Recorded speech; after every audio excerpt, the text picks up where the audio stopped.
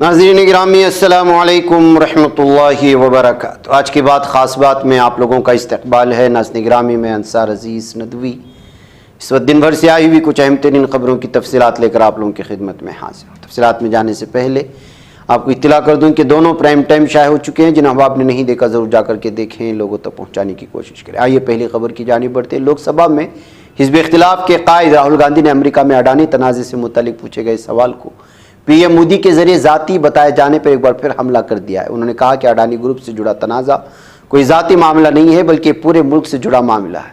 रायबरेली से रुकने पार्लियामेंट राहुल गांधी ने अपने पार्लिमानी हल्के के 2 रोज़ा दौरे के आखिरी दिन लालगंज में एक तकरीब के दौरान तलबा को खिताब करते हुए बयान दिया था।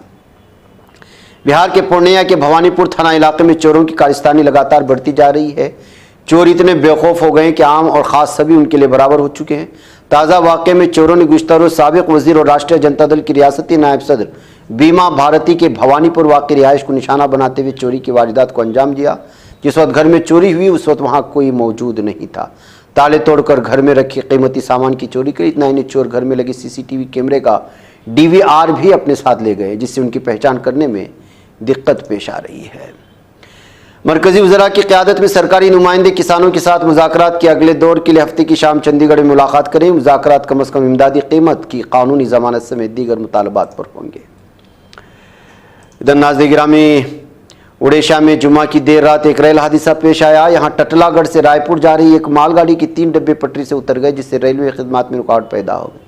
इस हादसे में एक डब्बा जुज़वी तौर से पटरी के किनारे में फंस गया, जबकि 2 पूरी तरह से ट्रैक से नीचे आ गए। इस वाक़े में किसी भी तरह की जानी नुकसान की इत्तला नहीं है। वाक़े की जानकारी मिलती रेलवे मुलाजिमीन मौके पर पहुंचे और हालात सुधारने में लग गए हैं। उधर नाज़रीन गिरामी, मध्य प्रदेश के राजगढ़ जिले में साबिक़ काउंसलर शफीक अंसारी को अदालत ने रेप के इल्ज़ाम से बरी कर दिया है। अदालत ने पाया कि इनके खिलाफ आयद इल्ज़ाम झूठे थे और ये शिकायत एक साजिश के तहत दर्ज कराई गई थी। ताहम इस मुकदमे के इंदराज के चंद दिन बाद ही इंतज़ामिया ने उनका मकान मिस्मार कर दिया था, जिस पर अब वो कानूनी चाराजोई का इरादा रखते हैं। टाइम्स ऑफ इंडिया की एक रिपोर्ट के मुताबिक शफीक अंसारी राजगढ़ की सारंगपुर नगर पालिका के काउंसलर थे। मकामी शहरी ने खातून के घर में मंशियात के गैर कानूनी कारोबार की शिकायत की, जिस पर शफीक अंसारी ने भी कार्रवाई का मुतालबा किया। शिकायत के बाद इंतज़ामिया ने खातून के घर को तजावुज़ात करार देते हुए मिस्मार कर दिया। कुछ ही दिनों बाद खातून शफीक अंसारी पर रेप का इल्ज़ाम लगाया। खातून का कहना था कि 4 फरवरी 2021 को शफीक अंसारी ने उन्हें बेटी की शादी में मदद का वादा करके घर बुलाया, ज़्यादती की। ताहम इस वाक़े की FIR 4 मार्च 2021 को दर्ज कराई गई। रिपोर्ट दर्ज होने के 10 दिन बाद 13 मार्च 2021 को इंतज़ामिया शफीक अंसारी का मकान भी तजावुज़ात के नाम पर तोड़ दिया था, लेकिन बाद में पता चला कि ये सब मनगढ़ंत कहानियाँ थी। उधर नाज़रीन गिरामी, उत्तर प्रदेश के हाथरस में जुलाई 2024 के दौरान मुनक्किद एक मजहबी जलसे में भगदड़ के नतीजे में 121 अफराद जाँ बाग हो गए थे। साने में अपने अजीज़ों को खोने वाले अफराद ने हुकूमत की जानिब से मुकर्रर करदा अदालती कमीशन की रिपोर्ट पर सख्त एतराज़ किया है, जिसमें मारूफ मजहबी रहनुमा भूले बाबा उर्फ सूरजपाल को क्लीन चिट दी गई थी।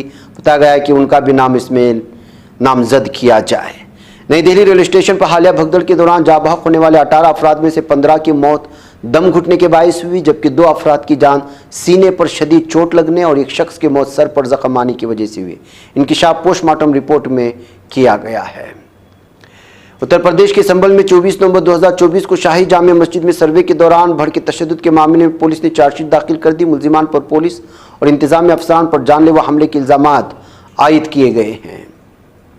All India Muslim personal law board ने एक्सा सिविल कोड कानून को उत्तराखंड हाईकोर्ट में चैलेंज करने के लिए एक अहम कदम उठाया है।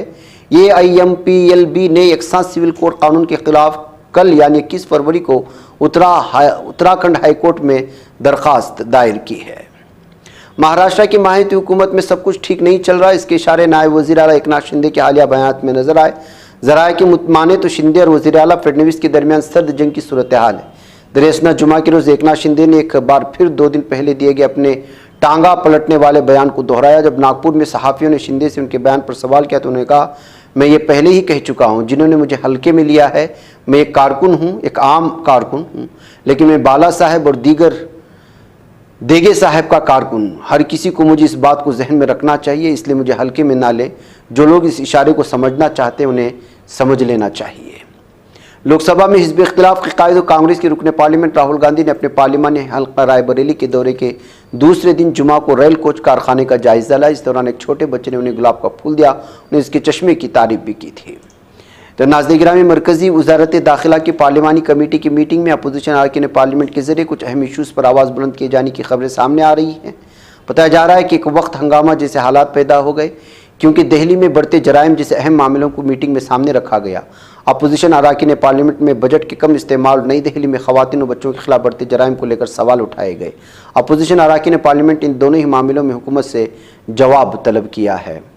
अमेरिकी सदर डोनाल्ड ट्रंप इक़्तिदार में आने के बाद से ज़बरदस्त एक्शन मूड में है। कभी थर्ड जेंडर को ख़त्म करना, तो कभी मैक्सिको बॉर्डर पर इमरजेंसी, कभी टैरिफ मामले, तो कभी गैर कानूनी तारिकीन वतन को मुल्क से निकालना। इस तरह के कई ऐसे फैसले जिस पर ट्रंप ने सख्ती से अमल करके पूरी दुनिया में हंगामा बर्पा किया हुआ। इस दरमियान ट्रंप ने एक और हैरान करने वाला फैसला करते जुमा को अचानक फ़िज़ाया के जनरल CQ ब्राउन को ज्वाइंट चीफ्स ऑफ स्टाफ के चेयरमैन के ओहदे से हटा दिया है। उन्होंने तारीख रकम करने वाले फाइटर, पायलट और मुअज़्ज़ज़ अफसरान को दरकिनार कर दिया है।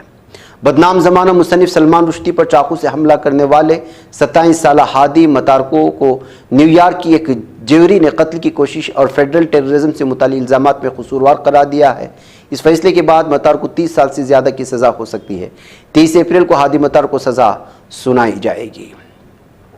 तुर्क वज़ीर ख़ारिजा हाकान फ़ेदान के शरीक होने वाले G20 वज़ीर ख़ारिजा का पहला इजलास जनूबी अफ्रीका के सबसे बड़े शहर जोहान्सबर्ग में मुनक़िद हुआ है। इधर ब्राज़ील में बस और ट्रक में तसादुम के नतीजे में यूनिवर्सिटी के 12 तलबा हलाक और 19 के ज़ख्मी होने की खबरें आ रही हैं।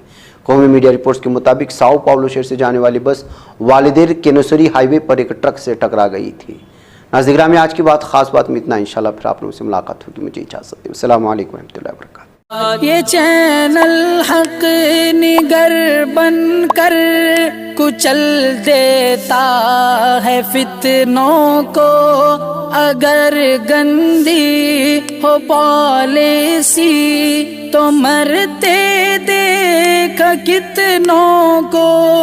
इसी बाजार में बिकते हुए देखा है सपनों को। सभी यकसां है ये पैगाम दो गैरों को अपनों को। वतन अहले वतन का